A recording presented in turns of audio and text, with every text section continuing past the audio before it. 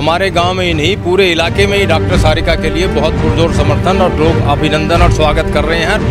लेकिन ये आपसे वादा है कि कोई चुनाव हम लड़े न लड़े, आगे कोई ऐसी संभावना तो है नहीं कि हम कोई चुनाव लड़े न लड़े, लेकिन आप सब दुख सुख में जब भी हमारी जरूरत पड़े हम आपके लिए जरूर तैयार हैं। हमारे दो दादा इंदर और दादा अर्जन, उन लोगों ने भाई सतवीर को और चेयरमैन साहब को बुला के डॉक्टर सारिका के लिए अपना पुरजोर समर्थन दिया है। इसका धन्यवाद करते हैं कि आप लोग सब पढ़े लिखे युवा हैं। खासकर हमने युवाओं की ज़िंदगी के लिए, युवाओं के उत्थान के लिए, युवाओं की तरक्की के लिए ही हमने ये कदम उठाया है कि अब तक बहुत हो गया। और सबसे बढ़िया बात तो ये है कि माननीय मनोहर लाल जी हमारे जो बहुत ही ओजस्वी मुख्यमंत्री हैं, उन्होंने जो इस बार महिलाओं को 50% का आरक्षण दिया है, ये तो और ही सोने पे सुहागे की बात की है। और मैं तो ये कह रहा हूँ कि अभी पंचायतों में ही नहीं, ये विधानसभा लोकसभा में 50% महिलाओं को आरक्षण मिले तो हमारी जो बहनें हैं, माताएं हैं, बहुएं हैं, उनको और उत्थान और तरक्की करने का रास्ता उनके लिए प्रशस्त होगा। नमस्कार, मैं हूं आपके साथ शिवानी लोहिया और आप देख रहे हैं गुरुग्राम प्लस आपका विश्वास। जैसा कि आप लोग जानते हैं कि गुरुग्राम प्लस लगातार जो गुरुग्राम जिला परिषद के चुनाव हो या फिर सरपंची के चुनाव हो, सभी में सिर्फ एक ही एजेंडा लेकर आगे बढ़ रहा है कि महिलाओं को जो सरकार ने 50% का आरक्षण दिया है वो आखिरकार जो है कामगार रहे, क्योंकि सरकार ये चाहती है कि 50% आरक्षण महिलाओं को मिले ताकि हमारा देश जो है, जो हमारी महिलाएं हैं वो भी आगे बढ़ सके। और इसी एजेंडे के साथ जो है गुरुग्राम प्लस की टीम लगातार काम कर रही है और इसी के चलते फिलहाल हम फिर से गुरुग्राम के जिला परिषद वार्ड नंबर 2 में मौजूद है, रिठोज गांव में मौजूद है। और रिठोज गांव की अगर बात करूं तो आपको जैसा कि पता ही है कि यहाँ की राजनीति में रिठोज गांव का एक अलग ही रुख रहता है। हमेशा ही एक ऐसी हलचल देखने को मिलती है जो सभी राजनीति के समीकरणों को जो है वो चेंज कर देती है। यहाँ पर 2 जो उम्मीदवार हैं वो खड़े हुए हैं। हालांकि पहला उम्मीदवार जो है सहानुभूति भी कह सकते हैं, उसको श्रद्धांजलि वो लोग नाम दे रहे हैं। वो जो उम्मीदवार हैं उनका कहना है कि एक तरीके से श्रद्धांजलि देना ठीक है, लेकिन क्योंकि हमें 5 साल उस उम्मीदवार से काम कराना है और तमाम ये जो जनता आप देख रहे हैं इन सभी का यही कहना है कि हमें श्रद्धांजलि देते हुए उम्मीदवार चाहिए या नहीं चाहिए, लेकिन हमें एक ऐसा उम्मीदवार जरूर चाहिए जो कि हमारे कामों को करा सके, उन कार्य को कराकर हम अपने क्षेत्र का विकास करा सके।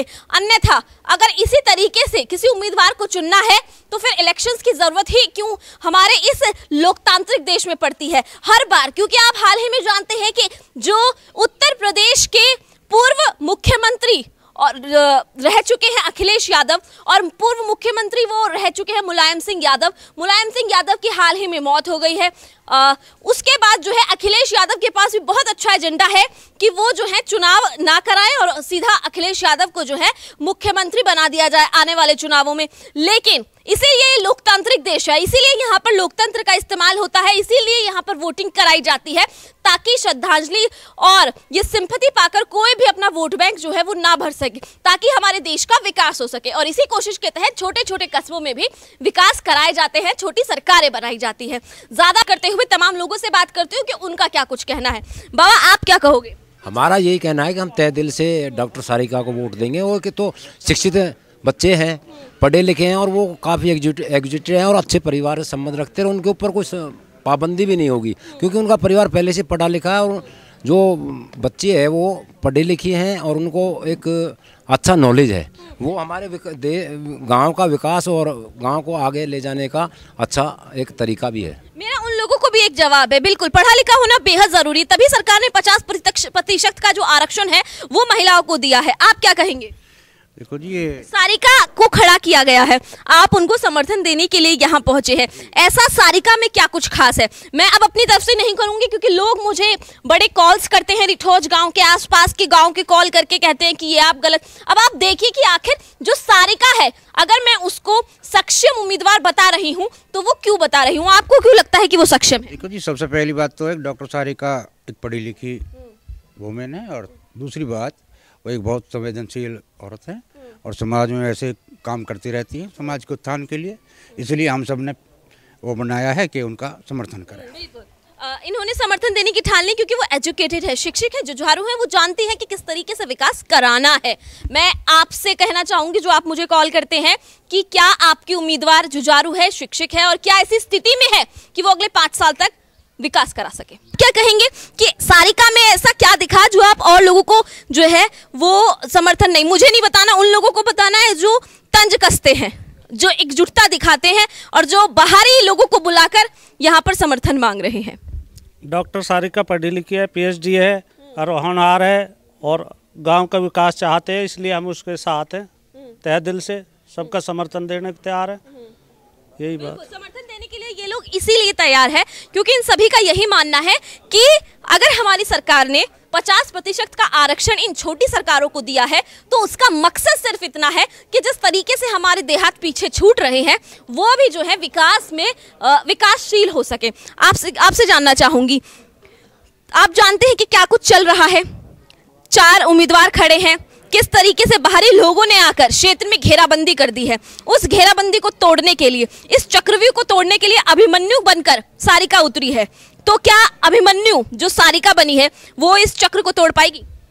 देखिए शिवानी जी, इस चक्रव्यूह को तोड़ने के लिए तो जो लोग बाहर से आए उन्होंने हमें मदद कर दी और बढ़िया हमारा चुनाव और भी ज़्यादा बढ़िया चल रहा है। हमारा चुनाव जिस दिन से वो लोग आके हैं प्रचार कर गए हैं, वो लोग इस माहौल को ख़राब करना चाहते थे, लेकिन हमारा पूरा क्षेत्र वार्ड नंबर 2 बहुत शिक्षित क्षेत्र है और सब ने ये ठान लिया है कि इन लोगों की राजनीति अब यहाँ नहीं चलने देंगे और डॉक्टर सारिका को पुरजोर समर्थन चारों तरफ से मिल रहा है। डॉक्टर सारिका खुद ही पढ़ी लिखी नहीं है, डॉक्टर सारिका का पूरा परिवार ही पढ़ा लिखा है। मैं आपको बता देना चाहता हूँ, डॉक्टर सारिका की जो सास है वो भी प्रेसिडेंट पीबी मेनन स्कूल की प्रिंसिपल हैं, पढ़ी लिखी हैं, पूरा परिवार इनका पढ़ा लिखा है। इसलिए ये सबसे ज़्यादा क्रेडिट इनको जाता है कि आज पूरा देश, पूरा प्रदेश हमारा पढ़ाई के लिए ही ज़्यादा जोर दे रहा है, शिक्षा के लिए ज़्यादा जोर दे रहा है। 50% जो पैसा है वो खजाने हरियाणा प्रदेश का वो शिक्षा के ऊपर लग रहा है। तो शिक्षा की तो कदर सब जगह ही होती है। पंडित लक्ष्मीचंद कह गए थे, बहुत पहले कह गए थे, मैं आपको बताना चाहता हूँ कि उन्होंने गाया था कि दुनिया में न्यू आए रे बिन विद्या नर नार। जो शिक्षित नहीं होता है वो ऐसे ही चला जाता है, लेकिन जो शिक्षित लोग होते हैं उनकी वक्त और ही होती है समाज में और उनकी हमेशा से ही कामयाबी होती है समाज में। बिल्कुल, इन्होंने बिल्कुल सही बात कही और इसीलिए पुराने ज़माने में ये कहा जाता था कि मुंशी इसीलिए रखे जाते थे और वो मुंशी पुराने ज़माने में कितने की चपत जो है अपने मालिक को लगाते थे उसे पता ही नहीं होता था। चाहे वो कितना भी धनवान हो, चाहे वो कैसा भी कार्य करता हो, कितना बुद्धिमान अपने आप को मानता हो, लेकिन एक पढ़ा लिखा मुंशी जो है उसको खूब अच्छे से जो है वो पागल बनाता था। लेकिन इसी के चलते सरकार ने कोशिश की है पढ़ी लिखी पंचायतें लाने की। आपसे बात करूंगी वेद प्रकाश जी, आप काफी चर्चित चेहरे हैं। 2 साल पहले आप भी चुनावी मैदान में थे, लेकिन आज आप समर्थन दे रहे हैं, क्यों? देखो, घर घर में तो इलेक्शन लड़ा नहीं जाएगा। बढ़िया कैंडिडेट पढ़ा लिखा बच्चा जो हमारे सामने है, अब मैं भी इलेक्शन लड़ रहा हूँ, भाई भी इलेक्शन लड़ेगा और भी लड़ेगा, तो फिर वोट कौन देगा? ठीक है, हमने वो सारी बातें छोड़ के आगे इलेक्शन नहीं लड़ना और भाई के साथ जाना है। ठीक है, दूसरी बात उस शिक्षा के बारे में दूसरी कहूँगा, जो और कैंडिडेट अभी आए हुए हैं वो किसी से पूछ के फैसला लेंगे और जो जिसके साथ हम हैं वो हमें अपना फैसला बताएगी कि हमें ऐसा करने जा रही हूँ। समझ रहे हो? तो ऐसा नहीं है कि ये लोग सब पागल ही खड़े हैं जो इनके साथ जा रहे हैं। जब एजुकेशन की बात ही हम कर रहे हैं और एक अब उनके लिए मैं कौन सा संज्ञा सर्वनाम जो भी है क्या यूज़ करूँ बताओ? कुछ है उनके पास? एजुकेशन नाम की कोई चीज़ है? वो कैसे जाएंगे आगे? कौन जाएगा उनके लिए? कौन जाएगा उनके साथ? इसलिए भैया इंडिपेंडेंट है। और इसीलिए मैं आपको बता दूं, इसीलिए सरकार जो है 7 साल पहले ये प्रोसीजर लेकर आई थी कि जो पंचायत में भी जो उम्मीदवार है, पंचायत में जो सरपंच होगा और जो जिला पार्षद होगा वो भी पढ़ा लिखा होना चाहिए, क्योंकि सरकार खुद चाहती है कि पढ़े लिखे लोग ही जो है गद्दी पर बैठे। शैलेश जी जो है वो मौजूद हैं, उनसे बात करते हैं। शैलेश जी, आप क्या कहेंगे? पूरा समर्थन जो है वो मिल रहा है और चुनावी में जो चक्रव्यूह बांध दिया गया है, अभिमन्यु बन के आपने सारिका को उतार दिया है, बस हाँ या ना में सारिका चक्रव्यूह तोड़ पाएगी या नहीं? बिल्कुल तोड़ेगी जी। और जैसे श्री कृष्ण भगवान ने 5 पांडवों को साथ लेकर महाभारत को युद्ध जीता था, वैसे ही हमने भी हम 5 भाइयों ने शुरू किया है और आज इतना काफिला हमारे साथ जुड़ गया। आज इतने बड़े परिवार ने गांव में हमें समर्थन दिया। आज हम गांव में ही भारी मतों से जीतेंगे। चक्रव्यूह तो हमने तोड़ दिया आज ही। कोई चक्रव्यूह जो है ये बिल्कुल सारिका जो है वो तोड़ देगी। कुछ जो युवा पीढ़ी है उससे जो है वो बात करूंगी। युवा पीढ़ी यहाँ पर मौजूद है। युवाओं का मैं बताती हूँ आपको कि युवाओं का एक अहम रोल जो है वो चुनाव में होता है। युवाओं का एक अहम रोल जो है, क्योंकि नई आने वाली पीढ़ी है, हर राजनीति के एंगल को जानती है, समझती है और पढ़े लिखे होने के कारण अच्छी तरीके से जो ऐसे चक्रव्यूह हैं उनको तोड़ने की हिम्मत भी जो है वो रखती है। आप क्या कहेंगे? डॉक्टर सारिका है वो बहुत शिक्षित उम्मीदवार है। उन्होंने पीएचडी कर रखी है और उनका फैमिली बैकग्राउंड भी बहुत अच्छा रहा है। उनकी जो सास है वो भी प्रिंसिपल है और उनके जो फैमिली मेंबर है उसमें भी कई एडवोकेट्स है और उनके फैमिली में नेताजी सतवीर जी है जो 2014 से लेकर 19 सक्षम कितनी है वो? सक्षम कितनी है वो? बहुत सक्षम है। अपने आप जो पीएचडी कर रखी है वो अपना फैसला खुद लेंगी, किसी और के बल पे फैसला नहीं लिया जाएगा। तो उससे ज़्यादा सक्षम तो मैं क्या बोल सकता हूँ। बिल्कुल, जो महिला अपने आप अपने फैसले खुद लेना जानती है उससे ज़्यादा सक्षम जो है वो कौन हो सकता है। और अन्यथा और उम्मीदवारों की जो स्थिति मैंने आपको दिखाई है उसमें आप साफ देख सकते हैं कि वो अपने जो, हालांकि बुजुर्गों की अपने घर परिवार की इज्जत करनी चाहिए, मैं ये नहीं कहती कि इज्जत नहीं करनी चाहिए, लेकिन उनको अच्छे और बुरे की समझ भी होनी चाहिए। आप क्या कहेंगे जोगिंदर जी? मैं जो डॉक्टर सारिका है वो अच्छी हमने लीड करी है, अपनी चेक कर रहे हैं वहाँ गांव में जाके उनकी ज़्यादा वोटें पाई हैं और जीतेगी अब की बार हमारे यहाँ से। बिल्कुल जीतेगी और लगता है सारिका जो है इस बार जो ये चक्रव्यूह बनाया गया है भारी लोगों ने आकर, ये जो चक्रव्यूह रचा है इस चक्रव्यूह को तोड़ ही देगी। और इसका साथ देने के लिए यहाँ पर रिठौज गांव से यहाँ जो काफी मजबूत परिवार है, दादा इंदर और दादा अर्जन और दादा इशर परिवार जो है वो बिल्कुल उनके साथ खड़ा है। देखना ये होगा कि जिस तरीके से डॉक्टर सारिका का साथ देने के लिए, ये बाहरी लोगों का चक्रव्यूह तोड़ने के लिए दादा इंदर, दादा अर्जन और दादा इशर का जो परिवार साथ जुड़ गया है वो कितना कामगर होगा। अब आने वाला वक्त बताएगा कि और किस तरीके से यहाँ पर समीकरण बदलेंगे और आखिर डॉक्टर सारिका जो यहाँ पर चुनावी मैदान में है, चक्रव्यूह तोड़ने के लिए उतर चुकी है, वो आखिर इस चक्रव्यूह को असल में तोड़ पाएगी या फिर नहीं।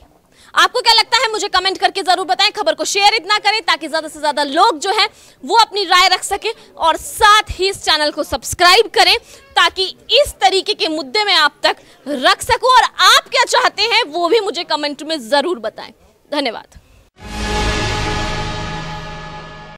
गुरुग्राम की हर छोटी बड़ी खबर के लिए YouTube पर सब्सक्राइब करें गुरुग्राम प्लस और Facebook और Instagram पर फॉलो करें और हाँ, बेल आइकन दबाना ना भूलें।